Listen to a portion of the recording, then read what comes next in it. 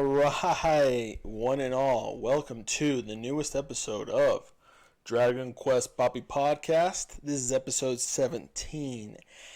And today, guys, what I wanted to talk about, very simple. I mean, you already know because you clicked on the video, but I'm going to be reviewing the great Sylvando, or Norberto. So this is kind of a new type of video slash, podcast, whatever idea. But I very much want to review basically all the characters from Dragon Quest eventually. So yeah, so I thought this is the perfect way to do it. Why not talk about freaking the characters like this? Just blabbing on about what I think about them. So yeah, this should be a fun episode. So basically, Sylvando. I love Sylvando.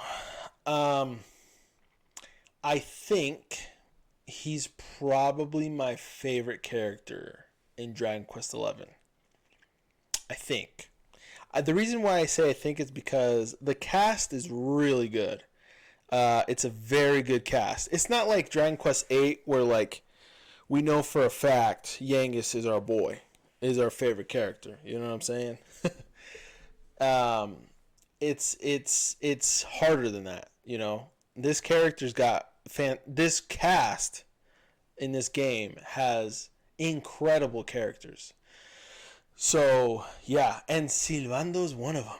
So let's go ahead and get started by talking with him. So I'm going to kind of start off by talking about kind of what his role is mechanically in the party. So I'm not like an expert with like analysis and data and like stuff like this as of like, he's a support unit in this, he's got these stats, he builds off of this, stuff like that. I kind of know already in general all that stuff, but I'm not an expert. That's why I'm not gonna claim anything that I don't know 100%. So like for example, I know he bases off charm a lot of his moveset, right? And then in terms of utility, he is kind of like more of like a support role and a healer sort of thing. But I also know, like, for example, he's a great, support unit and a healer for like maybe Act 1 and 2. But after that, he gets like heavily outclassed by everyone else in every role sort of thing. Serena basically and Rab both cover those roles really, really well. And he's kind of like a backup character at that point. Like he becomes really useful in Act 1 and 2 with like learning Hustle Dance, for example, which is something I know for sure because that's one thing that I love to use Sylvando for. And then also like the thing is, so the way I use Sylvando has always been the same. I've always used him as kind of like a backup healer or like a backup whatever I need. So like, cause he's got access to moves like Umph and Umphful as well, Accelerato, and then some basic kind of like support unit spells and abilities or whatever. He's got some decent attacks. I've never built him in my playthroughs with swords or knives. I've always gone with whips just because I just kind of feel like I want to have a whip character in my party just because I don't want to have like, so many swords or knives characters, because like Eric, I always build with knives, and then the hero, well now in my second playthrough, he's a great sword user. But my first playthrough, he was double swords, and so basically I didn't want to have another sword character, you know what I mean? Look at me talking I sound like freaking Smash Bros. Community anytime a sword character gets announced. Well, that was back then. The games, there's not going to be any new characters. So, anyways, but yeah, so that's why I always stuck with whips with him.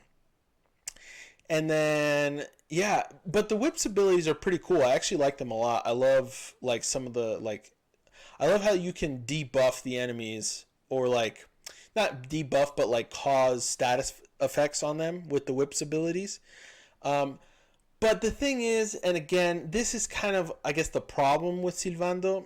His usefulness kind of runs off, like kind of dies off after Act 1.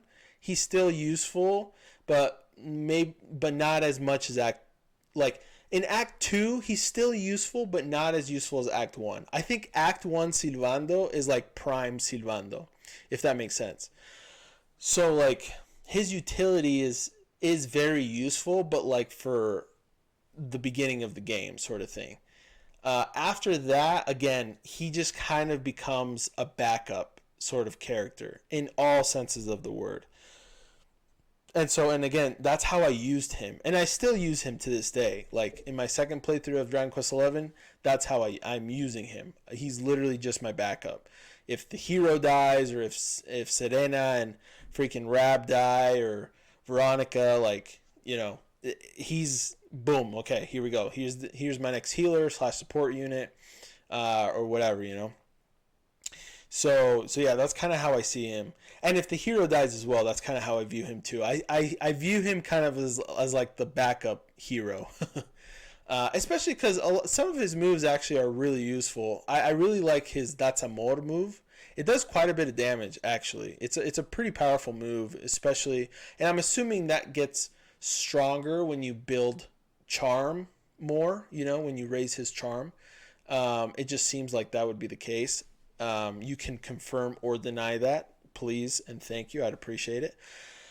But yeah, so in terms, again, of utility, he's like useful only for like 1/3 of the game, 100%, and then 2/3 of the game he's like 50% useful, But in Act 3 he's basically just like or a meat shield or a backup, like a double backup sort of unit, like I said, he's got his uses, but really there's just, by the time you're in Act 3, especially later on to like the end of the game, like there's just so many more characters. All the other characters just excel in their fields so much better than Sylvando in any, you know what I mean? Does that make sense? So I'm not trying to talk crap on Sylvando for his utility.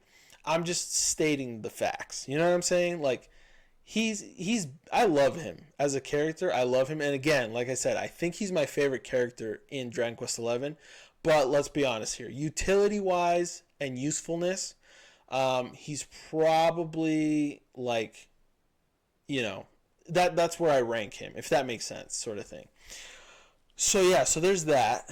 But if we moved on to freaking basically his character as a whole, I love him. I absolutely adore him. He's literally like my freaking favorite. So this picture right here, I'm going to be kind of moving some images around, makes my day, dude, because oh shoot, what did I just do? 1 second, sorry guys. I'm pretty, now I do it. Yeah, okay. There we go. Okay. Let's get this Sylvando down here.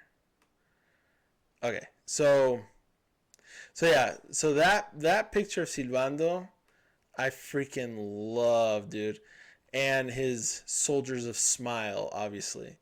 But yeah, so Sylvando, his freaking personality, dude, is the best, man. So when he first shows up in the party, he's got like a bro. He's literally, dude. He is Latino to the max, bro. All right. So the reason I say that is because Latinos, bro, we're nosy, bro. We're nosy. If there's any drama, anything juicy going on at work, in a friend group, with your family, with other people, Latinos, bro, we're nosy, dude. We want to know everything. We will ask you questions. We will go nuts to find out what's going on. You know what I'm saying? And this guy, bro, with Prince Ferris, that's what he was. He was nosy as hell, dude. He just stuck in his nose and everything. I mean, it was very useful because he happened to be a very, like dependable character, especially in Prince Ferris's like character development moments, his character growth moments. Sylvando was able to be there for him in a sense to help Prince Ferris face his true identity, who he really is, which is really cool because, and this is kind of like the complex part of his character, but that's who he was running away from. He still at this point of the game is running away from who he really is. Or not who he really is, but coming to terms with who he really is, if that makes sense. Like, he ran away from home because he wanted to pursue what he wanted to do, which was something that his father did not approve of for obvious reasons. His father is literally the most famous, knight in all the land. He's got so many achievements. Everyone wants to train under him. The kingdoms send their knights, their soldiers to him to train them. His father, Don Rodrigo, is literally the pinnacle of manhood, and so this, in all sense of the word, casts a huge shadow. He casts a huge shadow huge shoes that Sylvando was basically expected to fill. You know what I mean? But Sylvando didn't want to do that. He didn't want to fill those shoes. He wanted to entertain people. He wanted to bring smiles on everyone's faces. That's what his true purpose was. And correct me if I'm wrong, but I'm pretty sure that's what his mother did as well. I'm pretty sure there's a moment at the end of the game. I forgot. This might be a spoiler as well, so I apologize. But I'm pretty sure she was an entertainer as well. And I don't remember if he knew that or didn't know that, but that's kind of where that like passion came from, or that side of him that he wanted to pursue, which is really cool because again, it kind of brings the character development in a 360 in a circle, and just like, helps him face his true identity, right? So it's really cool. But I love Sylvando because, first of all, his personality is fantastic. He is so much fun. Literally, anytime he was on the screen, I was dying. I was so full of joy, bro. He was hilarious. He was so much fun. He was so just over the top. And it was so much fun to watch, bro. I adored his moments, every single one of them. He's just so happy, He's just literally, he's just fantastic. So, yeah, but the cool thing about him that I liked as well is, again, his character growth. His character growth, he helped Prince Ferris face this, huge character growth moment, and eventually he did as well, with the help of, Dave, his main man. Freaking Dave, bro, so sick. And then your crew, the crew of Dragon Quest XI. He was able to get the strength he needed to confront his papi, his father, and his father accepted him, and and it was cool because he couldn't believe it at first, but you could obviously tell that Sylvando ran away for a long enough time and left in a way, although his father didn't approve of it, he came to terms with it and he accepted it, and he was waiting for the day for Sylvando to return to like show him that he approves of who he wants to be, really, you know what I mean? So it's just really cool because his whole character growth is just all about becoming who, facing expectations of people around you, and facing adversity, and just being who you truly are. You know what I mean? It's a message for literally everyone. Like everybody. You could learn something from Sylvando. Because he literally, I mean, how many freaking parents are like that? That they have just breathed down your neck your whole life, expecting you to do this or that. And, although they're trying to do, what's best for you, maybe that's just not what you want to do. Maybe that's just not who you want to be.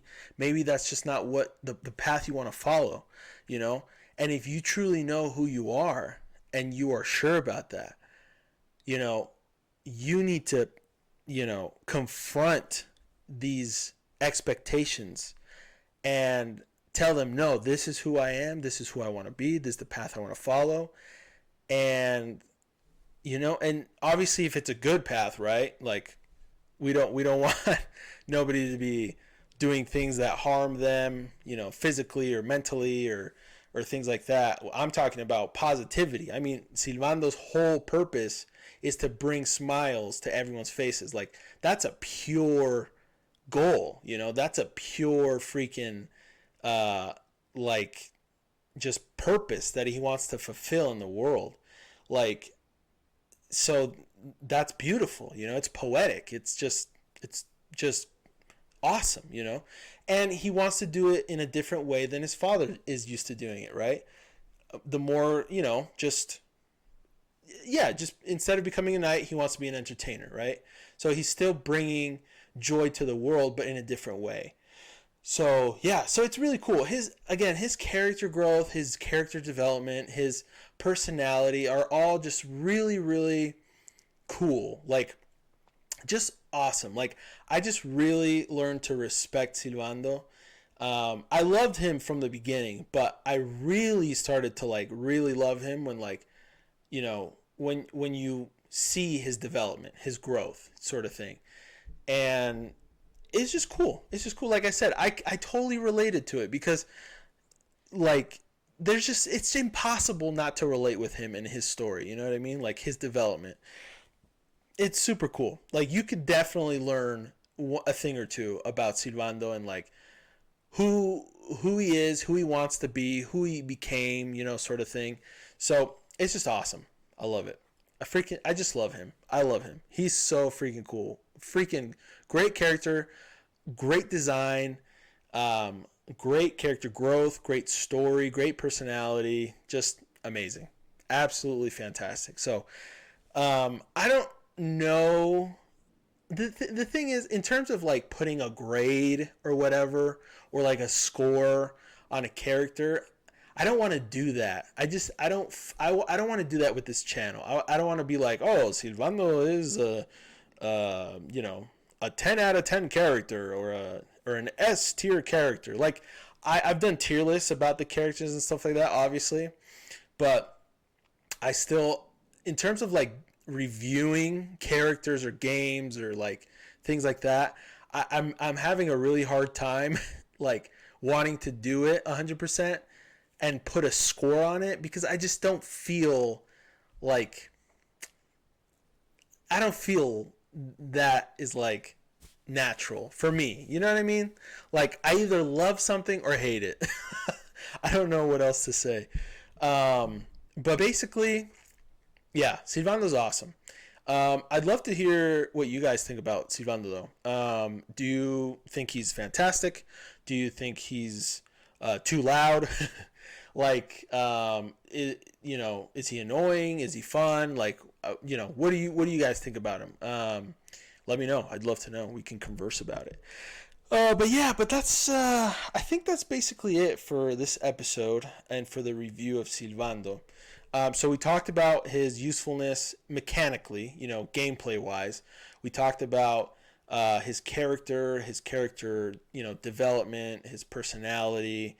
Overall, I just love Sylvando. And again, he's probably my favorite character because of all these things. And so I'm not counting his usefulness into the mix of like him potentially being my favorite character. It's mostly just like who he is as a person. So yeah. So anyways, that's basically it with that. So let's go ahead and move on to the next segment. Because I really can't think of anything else to talk about.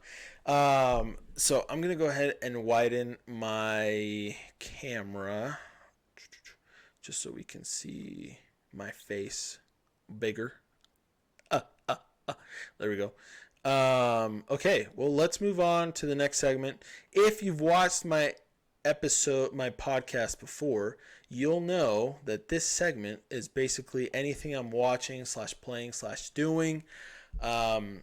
Dragon Quest related, not Dragon Quest related, whatever the case may be. This is where I talk about it. So, are you guys ready or what, dude? Gosh dang it. I'm trying to hide this little portion of the... Okay, here we go. Got it. Okay, so this episode, I was supposed to record it on Thursday, which was the 15th? Let's see. It was the 16th. But I've been traveling, so my schedule's been a little mixed up. So I'm recording on Sunday right now.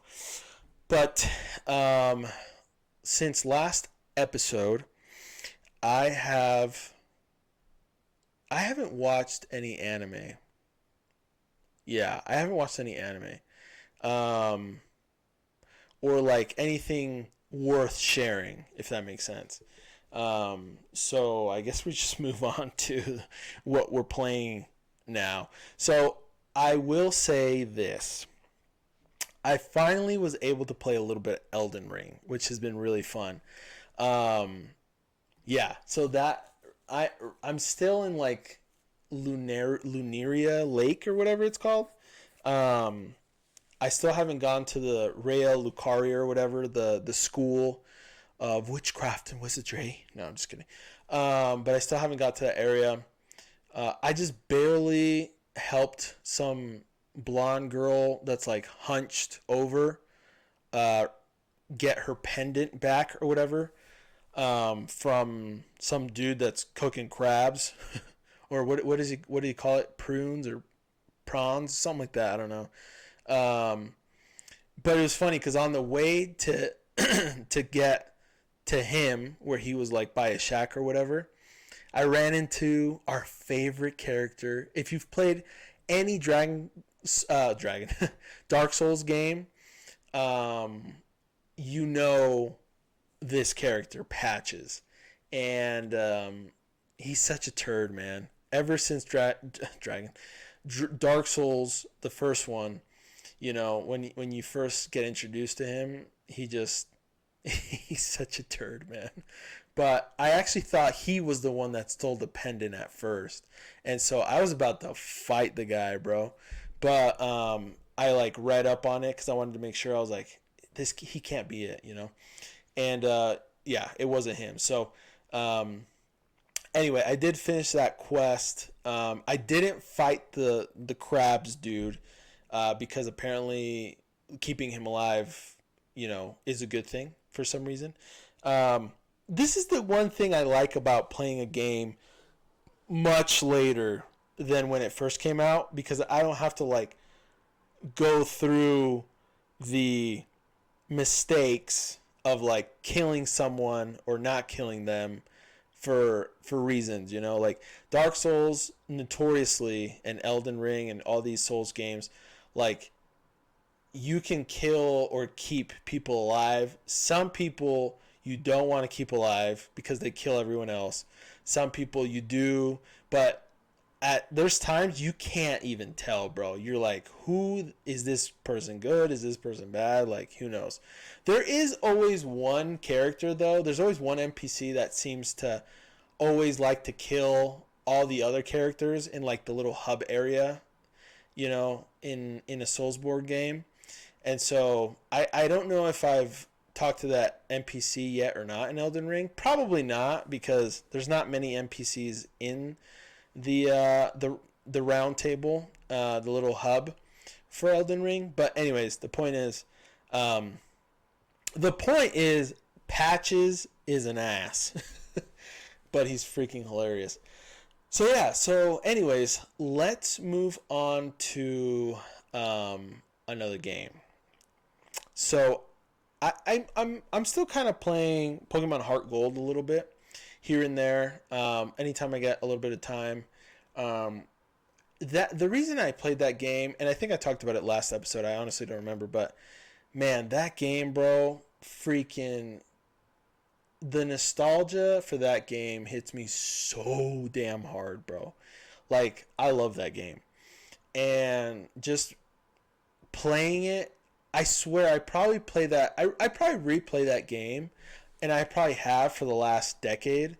Like, no joke, maybe every couple of years, or like, yeah, I don't know, but I've replayed that game several times, like maybe a dozen. I'm like, no joke. I've played that Heart Gold and Soul Silver so many times. Um, yeah. So, anyways, I'm still playing that. I just beat the second gym. Uh, Still haven't gotten to Goldenrod City because I'm still kind of leveling up my team, my Pokemon. I don't know exactly who I want to have in my party right now, but yeah, I'm just kind of training some Pokemons. So yeah, in the forest. But there's that.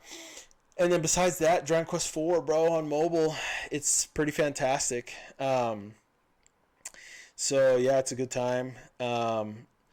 I just barely beat, what's his name, Kirk Buzzer, for the Bronze Rosary, in the Femescry city, which was a fun quest to do. Um, yeah, dude, I love Dragon Quests. Love Dragon Quest quests. They're really fun. They always come up with little things. They always come up with good reasons to throw you in jail, or like something that happened that you didn't expect. It's great. I love it. But yeah, so there's that. And then I got to shout out to my freaking viewers, bro. Again, I think I did it last episode as well. But Bundles of Monkeys and I8I. So I was streaming yesterday, as of I'm recording, Saturday night, and they were talking. We were talking about like secret endings or whatever, and somehow the topic came up. But Dragon Quest Six's secret ending, and I'm gonna be honest, I had no idea about it. And it's funny because Dragon Quest 6 is one of my top 5 favorite games. And after finding this out, it was like, whoa, solidified its spot basically in my top 5. But I did not know about the secret ending, which is cool. I'm not going to say what it is just in case anyone doesn't know about it. But if you want to know, just let me know, and then I can comment about it if you want. But yeah, it's cool. It's really cool. So shout out to them. I honestly was a little embarrassed about it because, like, bro, how the heck did I not know about the secret ending? You know what I mean? But yeah. But dude, besides that, Dragon Quest XI S, as you guys know, I've been playing that for a while now on my streams, on my live streams. And now we beat Mort again, and he's now Mort gone for the 3rd time. But this time, I'm pretty sure he's Gonzo, like 100%. So anyways, so yeah, that was fun. Kalasmos has risen. And right now in the game, I'm basically just going to be I'll probably go to where Kalasmos is, but I'm definitely not going to fight him. I mean, I won't be able to anyways because I know there's going to be more story stuff that I got to do before I can even fight him. But I'm going to continue to, on the story path, and then I'm going to just kind of do side quests and like stuff like that, explore more areas I haven't explored yet, stuff like that. Eventually I'll fight him, but my plan with the game, with live streaming it, is to 100% it. Like, I want to beat Kalasmos, but then I want to do like all the side quests in the game, and I even want to do like all the challenges with like the Wheel of Harma, stuff like that. So yeah, there's a lot of stuff I want to do in the game, and I'm excited to do them. And then I haven't even touched Tickington, so there's all of that I have to do as well. So I'm excited about that as well. Because my first playthrough, I have not been able to beat. I haven't even beat the second round of the bosses, like the final bosses of Tickington. So I beat the first 3, but I haven't beat the second 3 yet. I'm pretty sure. Or maybe I have. I don't remember. But basically, I still need to do that. But yeah, so anyways, there's a lot of gaming ahead of me, which I can't wait for. But anyways, guys, that's basically it for my episode. Let me know what you guys think. Let me know, your thoughts on Sylvando. Let me know what you guys are playing. If you're playing anything I'm playing. If you're not, what are you playing, bro or sister? I'd love to know. So yeah, so that's basically it for today's episode. And so, yeah, guys, don't forget to like and subscribe and check out my Patreon if you're interested at all. That's where I'm going to be releasing my chapters of Dragon Quest Phoenix. I'm slowly making progress. Again, I should be ready to release my first chapter in the spring. And once that happens, it's going to be a new chapter every month that I'll be releasing on my Patreon. So make sure to join my hero tier, which is the $5 tier, where you can get access to all the chapters of Dragon Quest Phoenix moving forward. But the first chapter is going to be free. So there you go. Anyways, that's it for today's episode. We'll see you guys next time. Peace.